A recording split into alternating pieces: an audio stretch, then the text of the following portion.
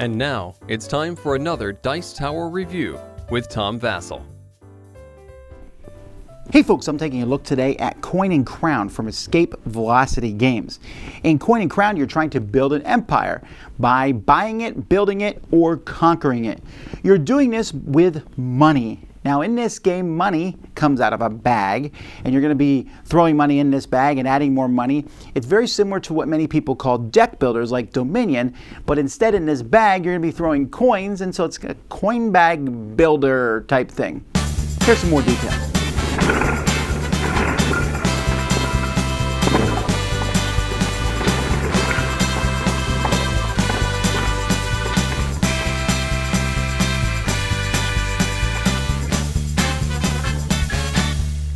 So you're going to have three different market cards, decks here, a bronze market, silver market, gold market. These are going to be shuffled and cards are going to be dealt out.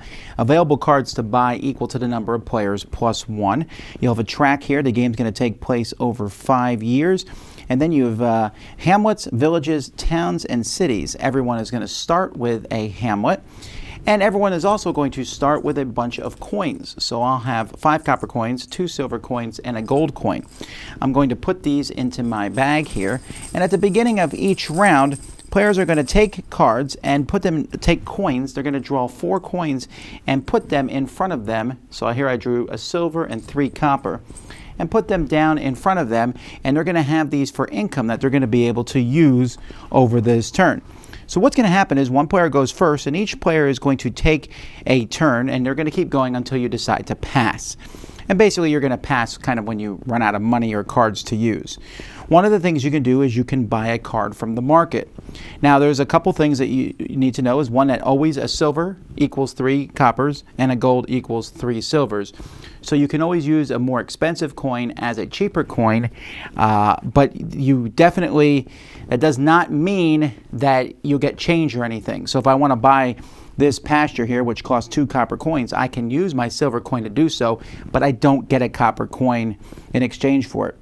If the Imperial Mint is in play, however, you can use this to trade in 3 coins for the next level up, which is a way to kind of thin your bag and get more coins, get some of the cheaper coins out, and when you draw coins, you have a higher chance of drawing a silver or a gold.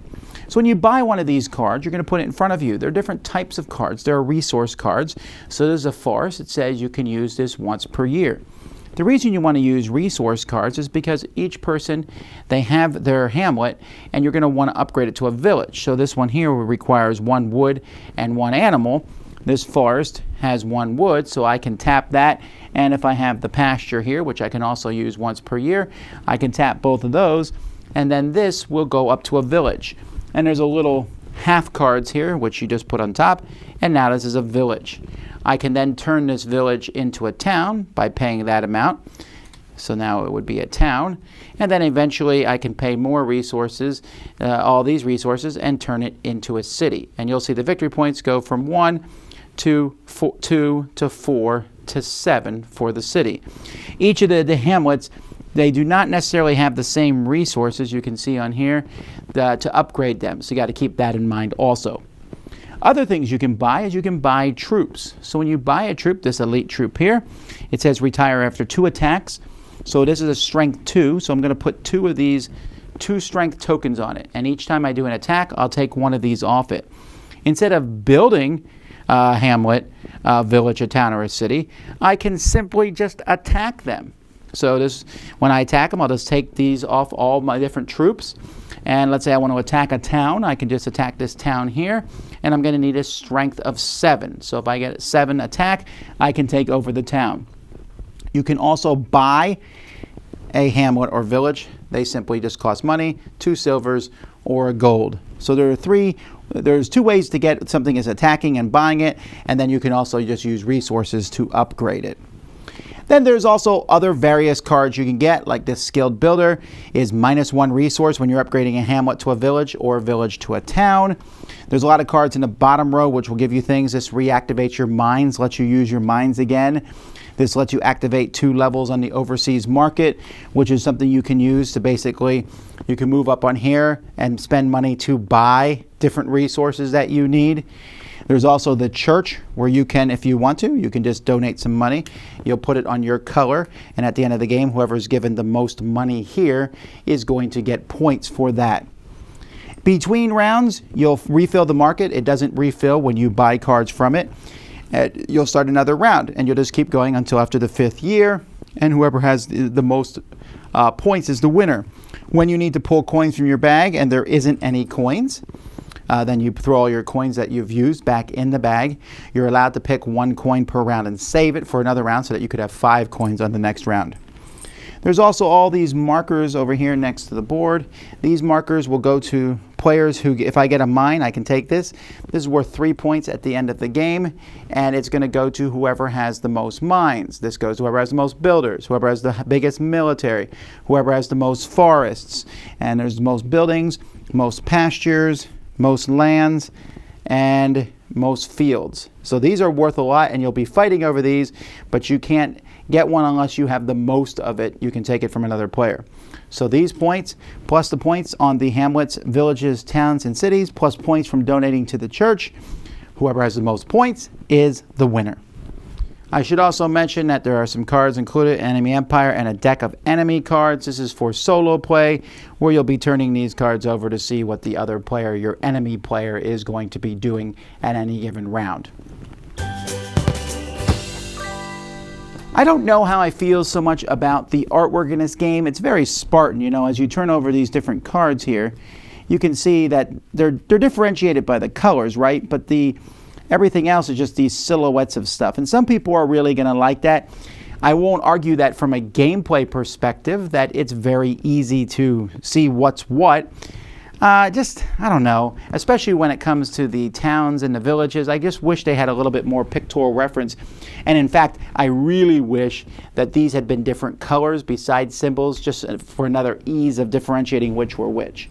The coins are fine. They feel like, you know, cheap plastic coins, but they all feel the same, which is important. And they had a nice little heft to them. Everything else, the crowns, the bag, it's good quality. It fits in a very thin box here. Not a very thin box, I guess, but a decently thin box. And so the whole game just has a nice look to it.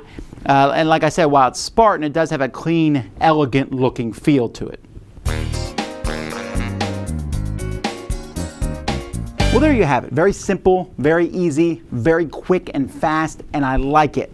Now, there's a couple things that I wouldn't mind seeing. There could be some more differentiation between the bottom row, and it does seem like it's a pretty good idea to weed out the copper coins and change them into silver coins, because while you don't get change, getting, drawing 2 silver and 2 gold every turn is not going to hurt you. I do like that there's a very different strategies. You can build an army and attack. It takes a while to build that army up, and after a while your army cards become useless because they only get a certain number of attacks. I like that you can get the resources, get a hamlet, and then upgrade it using those resources, but you got to build and prepare for that. And so there's 2 main ways to get these, and then meanwhile you're also fighting over having the most of different things and donating to the church. There's also several different buildings. You saw the donating to the church, and there's a couple other purple buildings that do various things, and that also offers a little bit of room for expanding. But this is not a super complex game or even a very diverse one, because like I said, it's a fun game, but it's going to play out the same in many ways. It's not like you're going to say, ooh, I'm going to go for this strategy. There's a few strategies in the game. I don't say that as a negative per se, unless you are a heavier gamer and looking for a lot of options. I don't think the game's going to provide those. But if you're just getting into gaming, or you want to play this almost as a gateway deck building game, it works well in that regard. And people will understand it. Hey, I need to do this, and you use these coins to buy this, and use this to upgrade. And it's simple, and it's kind of a good stepping stone to more complex game. And in that case, I can definitely recommend it. I think it's a pretty neat game. The cover is a little misleading because this cover here is certainly a different cover than what the game looks like on the inside, but it feels a little different than other games that are out there. So check it out, Coin and Crown. Dice Tower Judgment approved.